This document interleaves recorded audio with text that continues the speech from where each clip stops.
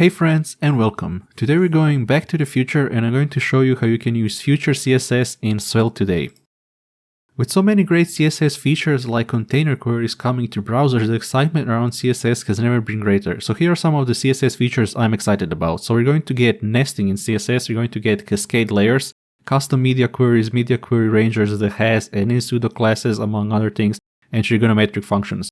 But I'm more excited about people who do crazy CSS animations, what are they going to come up with? So that's going to be awesome. But let's look at some of those features, right? So you can see now we have nesting. So if you only use SAS until now for nesting, you can drop it and use regular CSS, right? So this is really awesome. And then we have cascade layers. So basically this is like Photoshop layers. So this is going to override default styles. So you don't have to use imported anymore, etc. Basically, you can skip the cascade, right? Which is crazy. And let's look at custom media queries. So this was a pain point also before. You couldn't use CSS variables inside your media queries to specify some width, etc. But you can also do that using environment variables, which you can look at here. But here you can specify a custom media query like this, and then you can use it wherever you please. So this is really awesome. And now media query ranges are really awesome because you can use normal logic like in programming to specify media query ranges. Before it was really like awkward. But let's look at another one that has relational pseudo class. So now you can select the parent. If an A tag has image, then you can change the styles based on that, and this is really awesome. And then the trigonometric functions, which you might not care about, but yeah, it's really cool how a lot of these features are coming to CSS. Some of these features might be already supported by some browser, but what if you wanted to use those features today? In that case, you can use PostCSS that described itself as a tool for transforming CSS with JavaScript.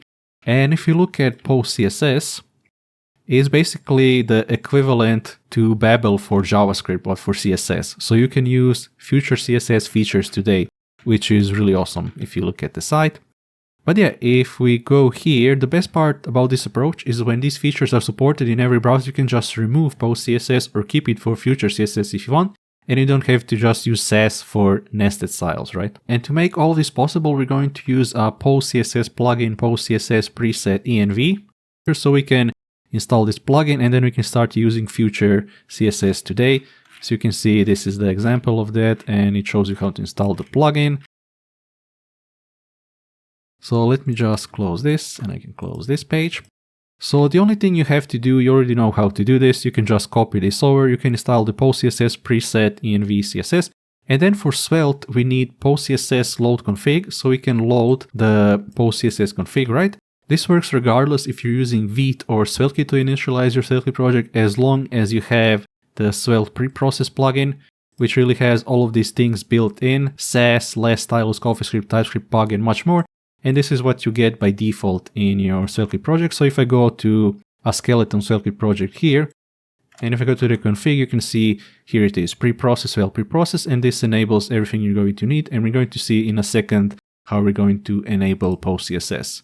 And it couldn't be simpler. So let me just close this. And now if you install these packages, and optionally you can install types, right? So you're going to create a PostCSS config file, which is right here. And we're using .cjs because we're using ES modules. And this is not supported with PostCSS. So you have to say, hey, this is just a regular JavaScript file. So you can copy over this config if you want. And now you can import the plugin using this older syntax. And then you can use the plugin here, and now we can specify what stage of the features you want, which is stage 3. This is from the documentation. Let me just find it here. From the PostCSS plugins. And if you look at this, here is everything you need to know. And all the information I'm showing you here is right inside here.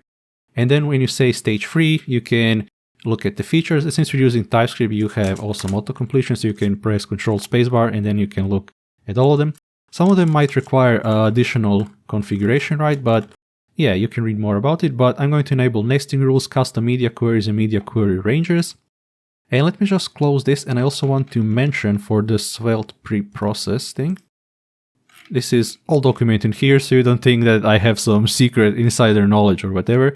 But yeah, if you go to preprocessing here, let's see, PostCSS, auto preprocessing mode, you can set PostCSS to true, which is inside the Svelte config. So here you have preprocess and you can set it here to true. And then it says if you have this plugin, which we already installed, is going to look for a PostCSS config in your project and is going to load it. So that's how that works if you're curious. As I said in the post, you do that, and here is the last step, which I already showed you. You set preprocess to true, and that's basically it. And you can find examples, of course, on GitHub, or you can open it on StackBlitz and play around with it if you want. But yeah, let's go to the demo. And I'm going to close all of this, and I just have a simple route here page. And you can ignore this part, this is just some setup for the body. So here is the nesting I was talking about. So you can basically ignore this part, right? This is what is important. So we have H1, and then we can nest a hover, and then it's going to rotate if we hover over it. So you can use Future CSS Today, which is rad. But yeah, this is just a basic example. And then let's look at some media queries. So if I open the developer tools, let me just bump the size up so you can see what's going on. Let me just do that. And yeah, we can see, for example, I have it custom media query narrow. So if it goes to 400 or below, it's going to turn tomato. So if I scale this up, it's going to use the aquamarine color as before. But if I go to 400 or below, it's going to use the tomato. And now we can also see the custom ranges. So here it's much easier. We can say width is less than 200 pixels, then it's going to use pale green. And that works as expected. So yeah, I hope you really enjoyed this and hope you take advantage of Future CSS today. And as I already said, all the links are in the post. And if you find any mistake, you can edit it on GitHub. So thank you for watching and catch you in the next one.